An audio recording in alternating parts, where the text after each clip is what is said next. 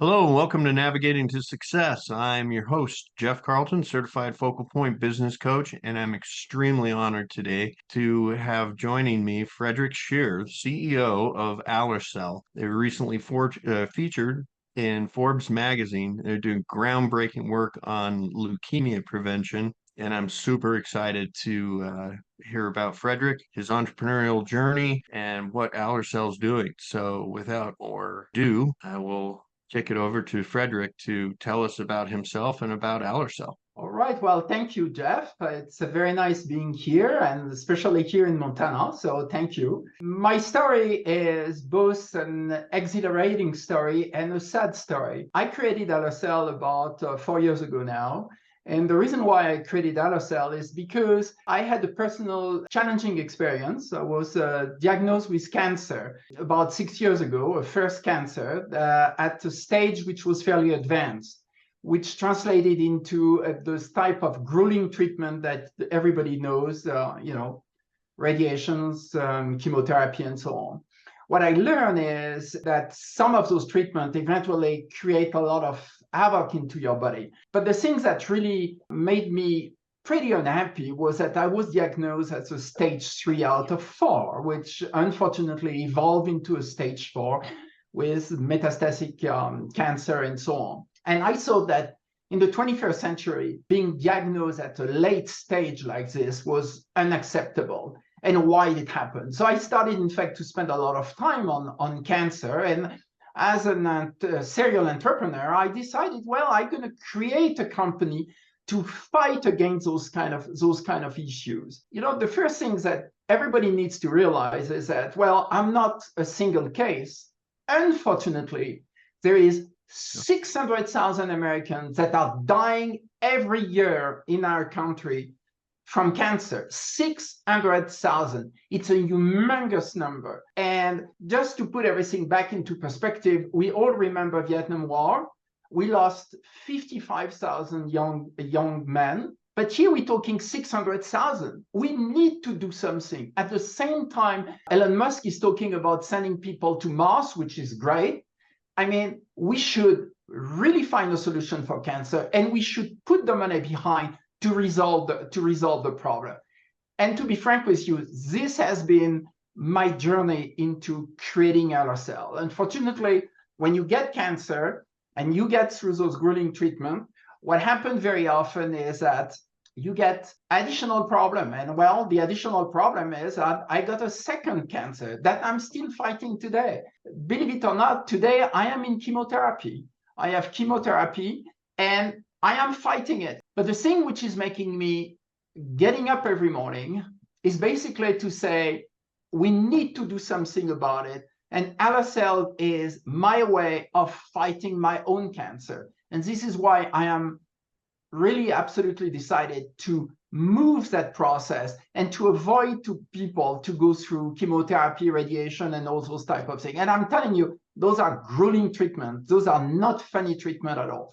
And then the last point that I want to make about it is that when you get cancer, it's, the patient obviously get cancer, but it's an entire family who is getting cancer. Because if you pronounce the term, oh, your dad is having cancer, your daughter is having cancer, or whatever, all of a sudden, everybody is like, what's happening? The world is crumbling. We need to make sure that the term cancer will disappear from our vocabulary in the next 5 years. And this is why I am decided at Allercell to do what it takes to make it happen. You're going to tell me I'm a very little guy, and it's true. But, as the Gandhi used to say, if you want to change the world, you start by changing yourself. Every one of us needs to start to realize that we are in charge of our own health.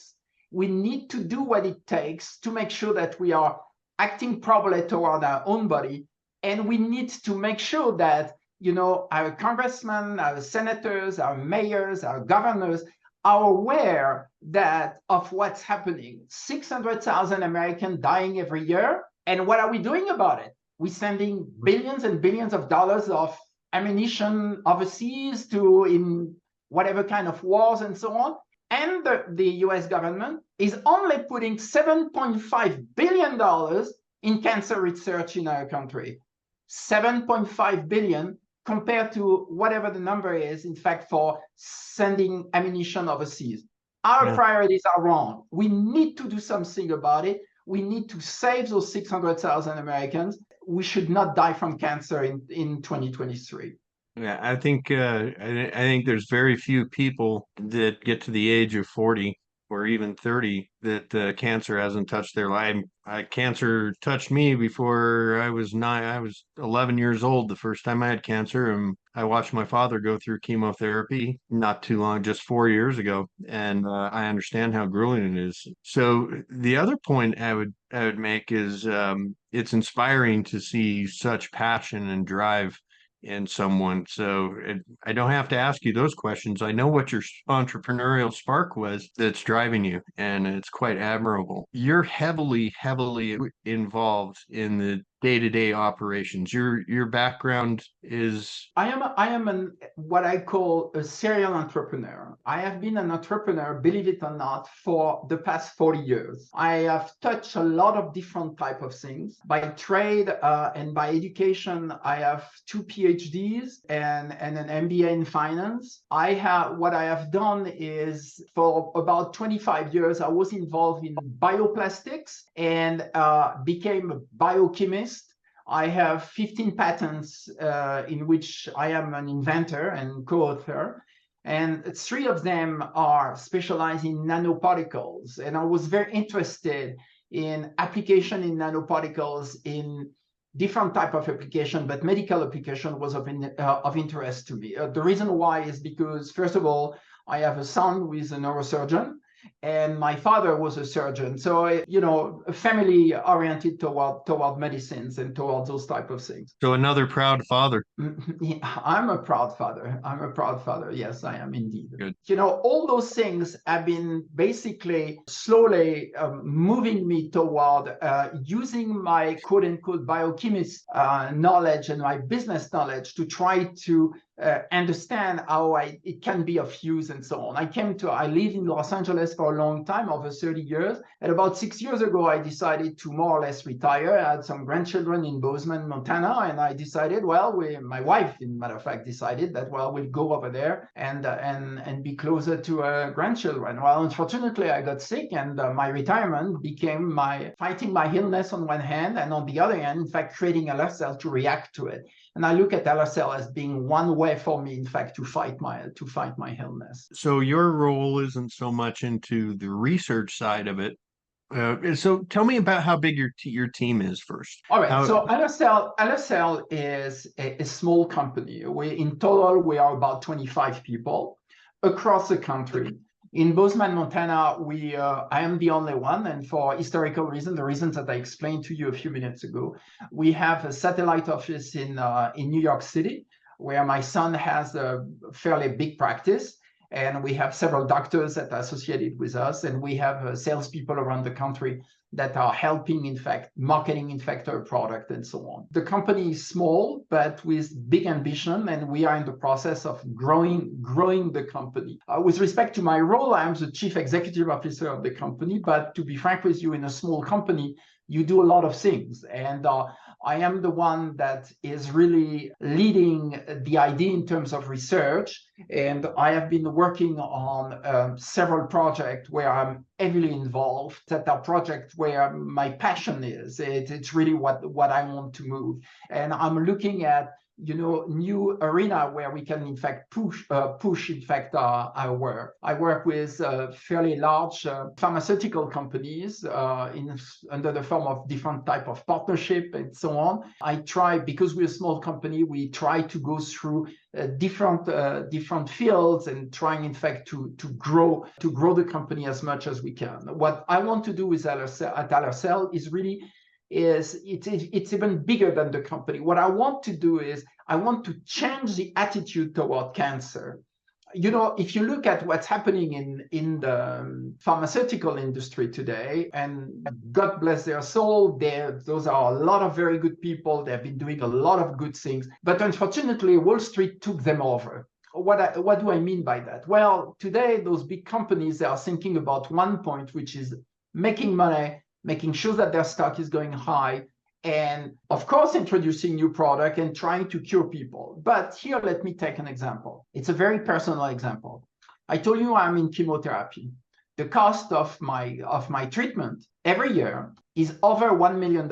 You look at me and you say, well, this is $1 million guy, patients, but clients for the pharmaceutical industry. At Allercell, we make tests for knowing prior to the cancer or prior to the leukemia, in fact, coming in, and we sell those tests at about $500. So between $500 on one hand and $1 million, well, I let you decide where is my economic interest. Right. And this is a major, major dilemma for the big pharma industry. What I want to do is I want to change the status quo. The status quo right now is very simple. You are sick. We try to look, and you have cancer, for instance, or leukemia. We try to figure out new solution, a new type of therapy, new type of treatment that's going to allow you to live as long as possible. The name of the game is basically survival as long as possible. And frankly, we have to give credit to those big pharmaceutical industry. They have made a tremendous amount of progress. You know, a few years ago, you had... But your strategy is prevention. Absolutely. You know, a few years ago, you had pancreatic cancer at stage 4. That means that you have a couple of months in front of you. Yeah. Not anymore. We have example of patients that are 8 years down the road with a pancreatic cancer stage 4, 7 years ago, and they're still alive. Question is quality of life, amount of money being spent, and are they comfortable in their current life? What I'm saying is we do not need to get there. What we need to do is we need to work prior to this. We need to be able to diagnose cancer at a very early stage. Why? Because when you are diagnosed with cancer or at risk of cancer, stage 0 or stage 1, 95% of the people will walk away from it with no chemotherapy, no radiations, and basically no sequels, and will continue their life. And the term cancer will be like a illness or a flu, maybe a little bit more than a flu, but no more than that. This is where, in fact, I want Allercell, in fact, to be really focused. I mean, this is really what we want to do. We want to change that attitude. But at the same time, you know, it's not only the pharmaceutical industry, it's the entire system. It's the insurance that needs to take into consideration prevention for cancer, prevention for leukemia, and reimburse those type of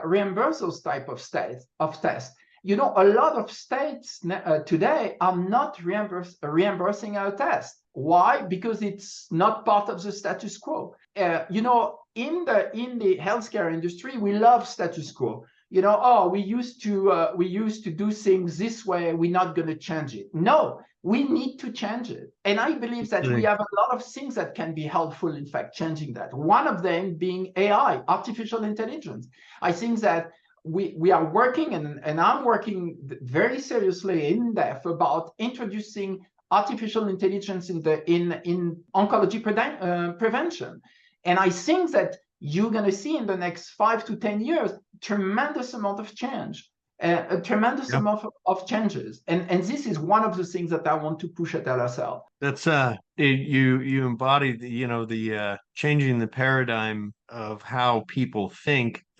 Disrupting the system is my favorite definition of innovation. That's great. You're definitely on the track of innovation in this field, and disrupting the system. And I applaud you for it, because cancer, going back to a point you made earlier, cancer doesn't affect just one person, it affects the entire family. And it can be devastating at times, because it takes everybody out of their jobs and out of their roles to support. Real quick, shameless plug. Are you recruiting and hiring? The answer to your point is yes. We are in the process. I mean, one of the things that we are currently doing is that we are in the process of fundraising. You know, cancer research require a lot of funding, a lot of money.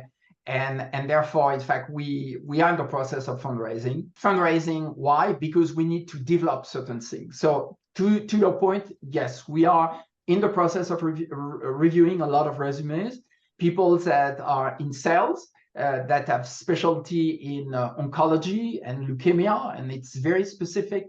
Lung cancer is one of our things. Leukemia is another thing. Those are the type of people that we're looking at.